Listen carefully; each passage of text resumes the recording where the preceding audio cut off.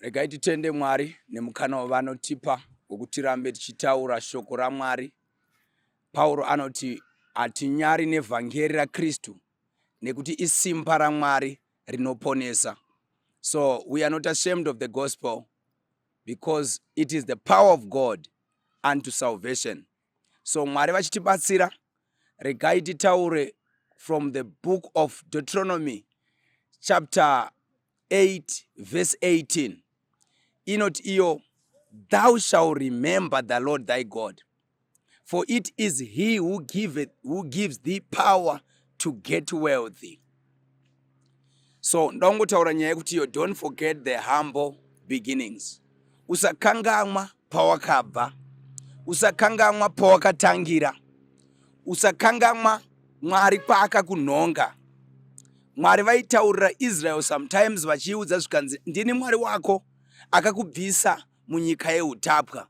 That means Mwari vaida kuti Israel irambe ichiremember zvavakaitira pavakavatora neruoko rune simba, vachivabudisa munyika yekuti vaiitiswa zvese zvese, vaiwana zvinhu upenyu hwanga hwakaoma ende vachiabuswa naFaro. Asi Mwari vakavarwira, uye Mwari kumberi vaizoramba vakuvareminda kuti usakangamwa kwandakakubvisa.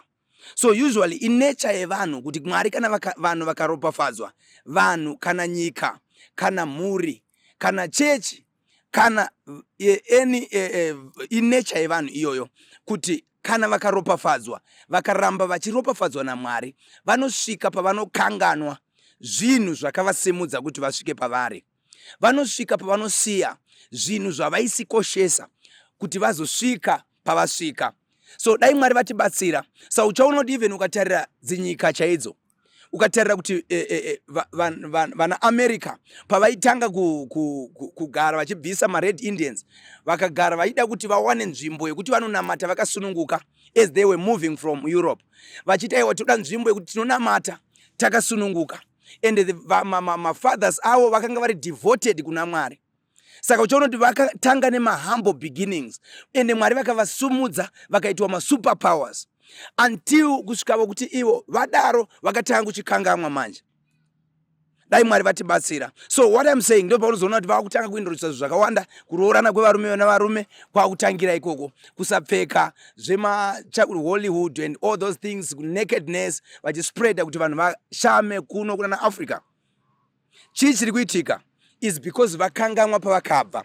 But my message to you masikati ano ndeyekuti usakanganwa the humble beginnings, usakanganwa Mwari wako. My Bible rati iro, thou shalt remember the Lord thy God. He is the one who giveth thee power to get wealthy. Vanhu vanotanga asina chainacho, maybe achingori netrauzo rake 1 nepair 1 yeboots, maybe achingori munhu ane poor background, but Mwari vanozosvika pavanokusumudza vokuita munhu wari nani. But vazhinji vacho ndo paanotanga kuchichinja nemaprinciples. Anochinja zvese nezvese kusvika achinja naMwari wese, akuchinja Mwari wokunamata. But Bible rangu rati usakangamwa Mwari wako, nekuti ndiye akakupa simba rekuti usvike pauri.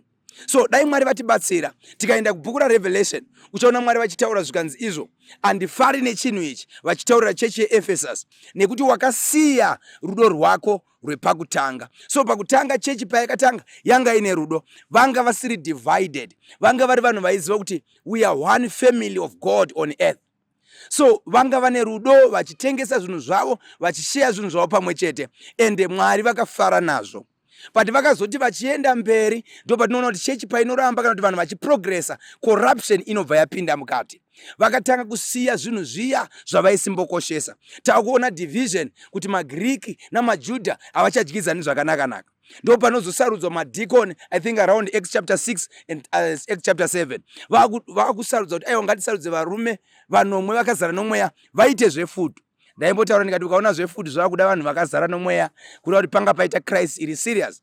So vanhu vanotanga zvakanaka, but pavanoenderera mberi vakusiya zvinhu zvavaisikoshesa. So Mwari vanga vakuti handifari nechinhu ichi, kuti wakasiya rudo rwako rwepakutanga.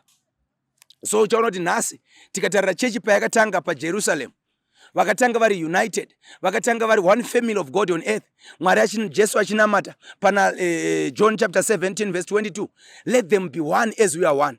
But now church yasvika panguva yekuti we are towards the coming of Christ, and ndo vanhu pavadrifta from God, ndo vanhu pavadivided. Uyo asara ane branch rake ari kuzviti atumidza zita rake iri, uyo akati ndiri wekati, ndakati zvabva kupi zvinhu zvamakuita izvi, zvakatangira papi zvokuti makuzikamwa neizvi, imakuzikamwa nekuti uniform yedu yakasiyana yeku, zita redu rakasiyana renyu, mazviwana kupi? Zvanga zviripo here pakutanga? Vanhu vaita forget their own God. But Bible rangu rati Deuteronomy chapter 8 verse 18, thou shall remember the Lord thy God.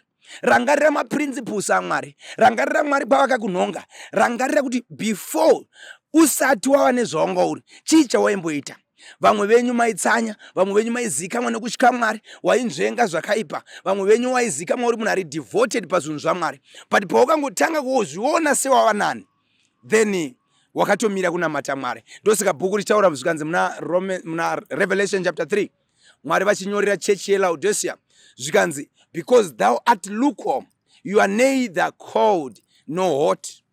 Zvikanzi ndekuti haupise kana kutonhora, ndichakusvipa muromo mangu. And because thou says, I am rich, I am increased in goods, I have need of nothing, not knowing that thou art poor, miserable, naked, and you don't know it. So Mwari vari kuda kuti tidzokere kuma principles avo, kudzokera kuma humble beginning. Rangarira zvinhu zvawaikoshesa iwe, rangarira zvinhu zvawaikoshesa. Mwari vasati vakusvitsa pauri kufunga kuti wava. Dai Mwari vatibatsira. God bless you so much. As I'm concluding, I'm saying, don't forget your God. Don't forget the humble beginnings. Ramba une principles aya. As a nation, we should remain with the principles of God. Let's remain fearing God. Mwari ndo vanofana kurumbidzwa. Ngatisachinja kupedzisa taane mamwe ma-values, but ngatirambe tichivaluwa ma-principles eshoko raMwari. Kuziva kuti murume, mudzimai. Hapana pokuti murume anogona kuroora umwe murume, kana kuti mudzimai anogona kuroora umwe mudzimai. Bible notiradza kuti it's an abomination in the sight of the Lord.